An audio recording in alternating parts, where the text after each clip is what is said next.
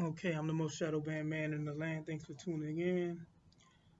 This one is going to be about Marshall Daniels, also known as I hate to call this guy this because these Egyptologists, ghetto Egyptologists get on my nerves. Um, Part of the problems within the black, for lack of a better word, the Black American community is all the misinfo and disinfo that is fed to our population, and that for some reason gets popularized really fast and it spreads like wildfire. Um, because anybody who actually does any real research, reading, studying, and looking at what science says, you'll know that I mean, not only were the ancient Egyptians, they were not the same as the what we call sub-Saharan Africans. Um, you know, putting that aside, Black Americans have nothing to do with ancient Egypt because even let's say hypothetically those people were sub-Saharan or Black Africans, and I do the quotation fingers because again, lack of a better word. No people on the planet are truly black because even some of the ugly and reprehensible people from Africa that I encounter every day at work. Um, when I compare them to my one of my bags, for example, that actually is black, they're not black, but that's the popular term um, for them and for us for whatever reason, and that's what I'll be using. So let's say hypothetically the ancient Egyptians were black, and guess what? That still doesn't have anything to do with people who lived 3,000 miles away towards the western portion um, of the African continent. You know, especially the northwestern portion of the continent, roughly from Mauritania down all the way um, through Nigeria, Cameroon, what is today Nigeria, Cameroon, the both Congos. They're very distant from present day Egypt. You know, so again, that would be like an equivalent would be if let me think of something, a white Russian um, claiming supremacy or trying to claim the accolades and the achievements and so on and so forth of Canadians, white Canadians. I mean, technically they're from the same race, and I do quotes for that. Anybody who's familiar with my channel know that I don't subscribe to any such thing as race because time and again history shows us that the race thing never came into play until the elites of Europe needed to use their populations to be the hammer that they used to colonize and many cases exterminate whole other ethnic groups around the world. That's when race came into play. They had to say, you know, you're white. At least you're not that indigenous inhabitant of the Western Hemisphere. Yeah, they're not you. They don't have humanity. You're superior. Ignore all the times that the Spaniards fought and killed and did atrocities against you, so on and so forth. The French, you know, you take any Western European nation state today, and they fought each other just like other people all around the world fought each other for dominance. You know, so the race thing didn't come into play until the bankers and that coterie of people. You know who comprised the bankers, the aristocratic royal families of various European ethnicities, and their Hebrew friends and sponsors and co-hosts of this crap show. But okay, with all that backdrop being said, let's talk about Marshall Daniels, also known as Young Pharaoh. That'll be the last time I refer to him as that, and I only put it in the title just so people know who I'm talking about. But this guy came out and disrespected.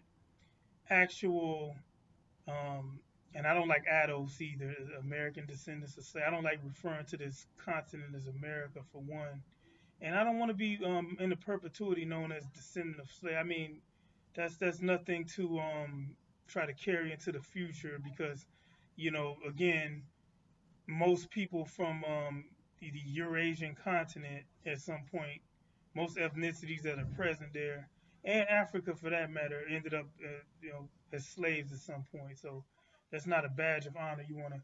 I prefer the bus, builders of the United States. That's what I'll use from now on. Bus. Ados is trash to me. Um, but yeah, this guy, Marshall Daniels, insulted many black Americans or buses. Again, I'm going to call it bus. We built America, built the United States, so for the bus. um, this guy, he insulted the likes of real organizations that actually did do positive things for black Americans in the past.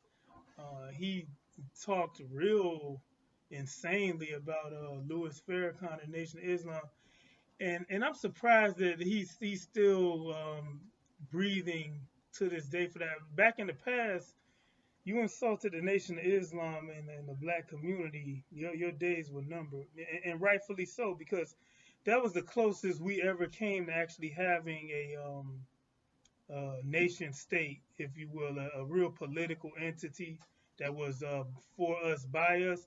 Now, was it a perfect organization? No. Did they have their problems? Yes. Do I agree with all their rhetoric? No. But will I insult them or the likes of any of their leadership? No. Because again, ultimately, they had a backbone, and for a while they actually owned the means of production that you could actually gain employment from them. They had wealth building mechanisms, uh, you know. So you don't insult an organization like that, but you could tell this guy's the product of a single mother because he people he disagree with he can't do so without insulting them, calling people bitches. I mean, he called Farrakhan a bitch. Like, why hasn't anybody from the Nation of Islam touched this guy or read the scriptures to him? That's what I want to know. I guess they don't have hitters anymore, or for that matter, not only did he diss um, Louis Farrakhan, he also dissed Malcolm X. And until he needed Malcolm X, because at one point he did a quote unquote expose on the Nation of Islam, which amounted to regurgitated horse shit that has been mentioned several times in the past.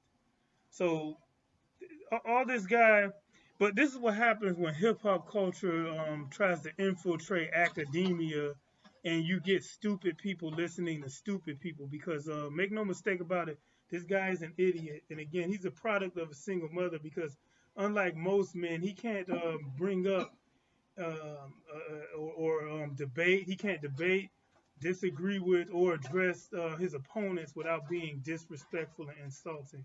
It's a very feminine trait. He can't use logic and reason, examples, proofs, evidence, make his case. He has to throw in cheap insults, which is why I'm doing that to him.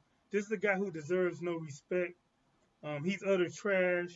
And another thing that he did that got him popular was he actually said that the black woman, he's one of these clowns, just like Artificial Tahuti. I'm not going to use his real moniker either because I don't want to give any of these people publicity or have people even search them. But these clowns said the black woman was God. Well, I don't recall black women creating any universes, planets, creating life on said planets that evolve. Nothing God like, and that includes men too. Human beings are not gods, which unfortunately, that's throughout the history of humanity. You've had this in every culture. People believing that you know people actually ascribing godhood to finite beings who have no ability to do what we in the theological we theist and deist um, would attribute to God. You know, these people, and not only them, again, other people have done it in the past. Why people want to elevate other people who will have an expiration date into godhood is beyond me, but I guess it's part of the human condition. This guy is rubbish, and again, he cannot. I don't know why he stayed alive thus far, but a funny thing happened recently. CPAC tried to invite him, and that's the conservatives in the United States. They have this convention called CPAC, where they spout off their hogwash lies and pro-capitalist trash, which is really effective. I mean, the way the mainstream media lies and the way capitalists and conservatives, it's something about their rhetoric, even though it's really stupid and demonstrably false, and it's been disproven time and again. It just it always finds a new round of suckers. It's just like another clown in our community, Umar Johnson, who has been building a school for the past 10 years that'll never exist because again, um, and I put this out. My website's up, by the way. I'll leave a link in the description box. I quoted Mark Twain twice, where he said that a lie could travel around the world twice before the truth even gets its boots on, and that's another part of the human condition. So people put these lies out, they become popular, and the other quote that I use from Mark Twain that's applicable to this situation is that it's easier to fool people than to convince them they've been fooled. So again, this guy came out and said the black woman was God. Now he's changed his tune. He's been accused of domestic violence by his wife, so I guess he had to beat his God up. Um, this fruit cup also has a tattoo of the Eye of Ra over his face.